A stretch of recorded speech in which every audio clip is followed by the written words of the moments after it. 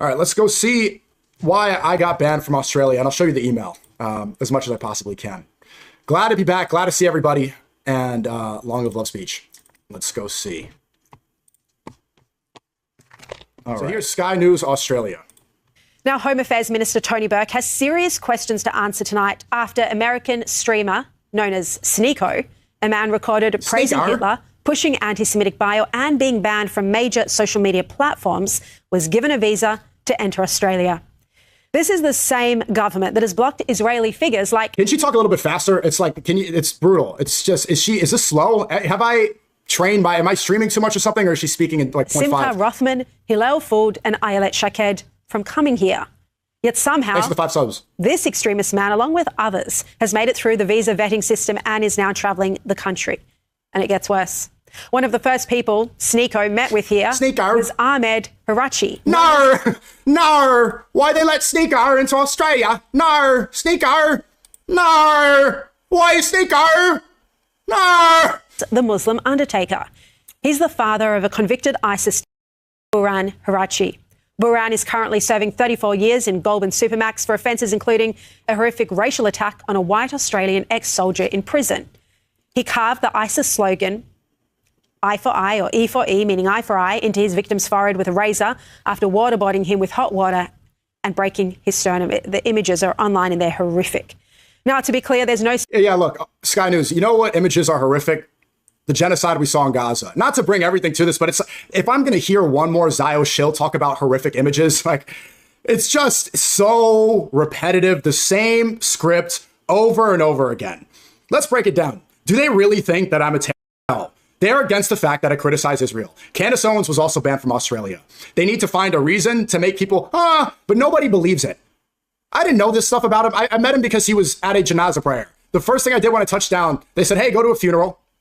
You can learn about the cleaning process, and there's this guy, Muslim undertaker. I said, okay, great. I don't even know if this is true. First time hearing about it was on the news. Wallahi. But all this, dude, like, the images are horrific of this while they push the propaganda that's allowing genocide to still occur. What is it now that they're in stage 5 of the famine in Gaza, and they're going to talk about horrific images? We saw this happen. We are seeing it happen in 4K. Keep your moral high ground. Keep that. Thanks for the 20. Did you think Australian soda? Did you drink Australian soda? It's disgusting. The food sucks too. No, I didn't have any Australian soda or food. Suggestion of any wrongdoing by his father, Ahmed, for actions that from his son, with whom he says he lost contact a long time ago. But when someone with SNEAKO's history lands in Australia... You know why they're trying to throw everything at the wall? You see the tactics? You guys see it in 4... Am I the only one, or is it really obvious? He denies ever condemning Hitler, but he's also with jihad. When have you ever heard of a Muslim... Does that even make sense? Those are the opposite sides of the spectrum, right? They're going to say like Muslim, Marxist, far leftist, right? And then say authoritarian, Hitler, fascist. Which one is it? Australians are entitled to ask who he's meeting, what he's doing here, and why Tony Burke's department let him in at all. Who's Tony Burke? Now, my understanding is that Tony Burke's office is reviewing the decision, but no outcome yet. Well, joining me now to discuss is Liberal Senator Dave Sharma. Dave, great to see you. Thank you for being here. Who the f is that guy? Now, the hypocrisy compared to... Oh, bro. Yeah. I didn't see this yet. I didn't see this yet. Are you kidding me? Are you kidding me?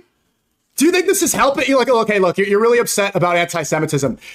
Do you think this guy, this is the biggest nose I've ever seen? It's the size of his head. It looks photoshopped on. You see the bridge that's behind this guy? Why does the bridge match the arc of his nose? Why is his nose perpendicular to the bridge? The mainstream Israelis who've been cancelled is quite staggering. It's staggering. I mean, Tony Burke and his department and his office seem to vet every former Israeli member of parliament or prominent Israeli public figure that comes here, and they've got an opinion on them, and they take an active decision whether to issue them a visa or not. Now, I have no difficulty in scrutinising the conduct of people coming to Australia and making sure they're not stirring up social division, but that needs to be applied equally. Stirring up social division? All I did was exist. I buried a body. I went to a funeral. I met with some friends. I took some meetings. I just was there. Talking about stirring social division, you are on the news saying Hitler, Muslim, not ISIS. That is stirring social division. I was just there. I saw a koala and a kangaroo at the zoo. No, sneaker! You are doing exactly what you're saying I'm doing. How can someone like SNEAKO, who's been banned from YouTube, I mean, YouTube has said you can no longer operate on our channels and platforms. I'm back. Here's Tony Burke's department giving him a I'm back, stupid. I'm back. I'm on YouTube right now. Say hi to the chat. platform across our entire nation. And he's not the first. I mean, we've had at least 2, by my accounts, radical hate preachers being allowed into Australia by Tony Burke's department, given a visa, whose visas have only been cancelled after a public outcry. That's simply not good enough. Mike Pizzullo was on the show last night, and he said that he thought that the intelligence division within Home Affairs had been dismantled. Do you think this needs to be examined to see whether that's true, or whether the current visa vetting process is just failing? Well, I'm just not sure if I mean, they seem to work if you apply for a visa from Israel, the intelligence division at Home Affairs seems to do its job, right?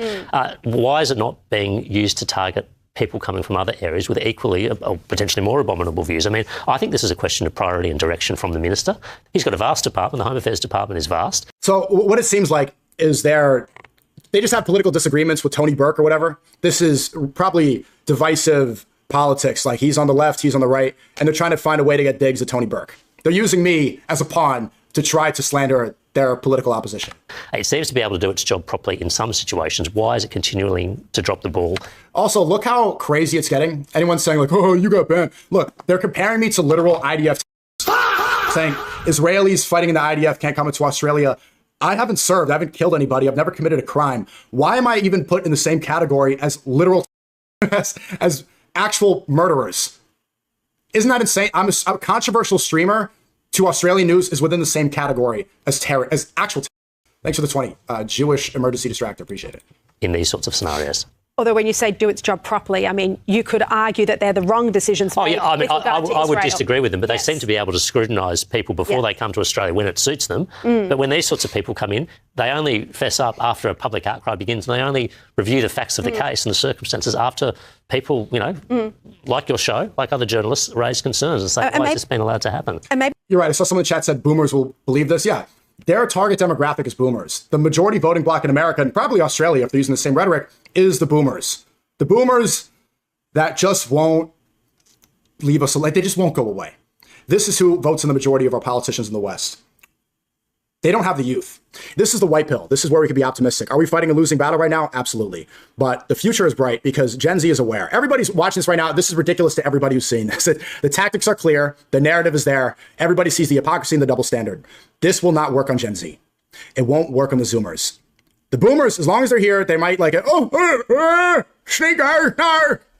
As soon as they die out, and then we take over the majority voting bloc, and then we are the majority demographic, this won't work anymore. You can be optimistic about that.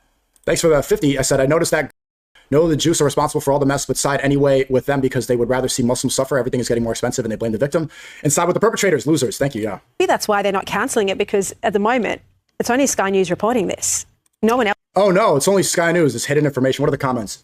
Burke is such an arrogant hypocrite and believes he's above everyone else. This government is disgusting. Treacherous government must be thrown out. Public servants are lefties.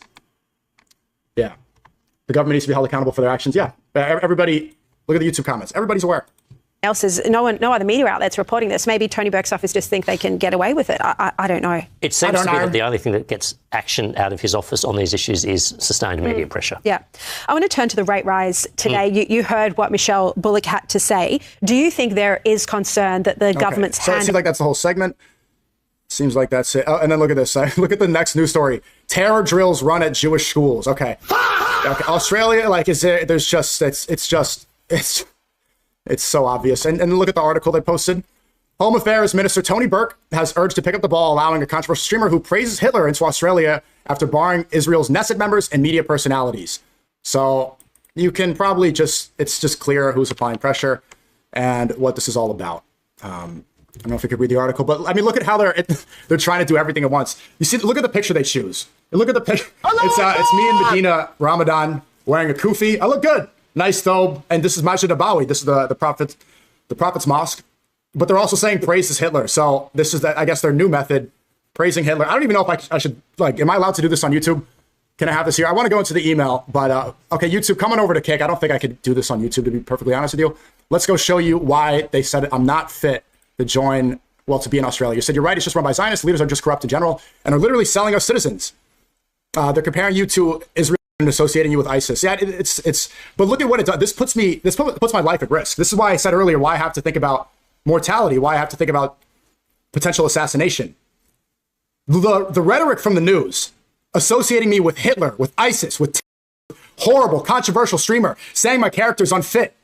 This puts my life at risk. This inspires people to get outraged. This is why I'm seeing why people's eyes look different. You understand that? I need to be comfortable with the idea of dying because of what they're saying. What do you think people, obviously this is insane to most people, but the objective of saying ISIS, Hitler, all this on me is to drive division and outrage. They want people to be angry. They want people to be violent. They want people to be outraged and scared and fearful. And what do people do when they're fearful?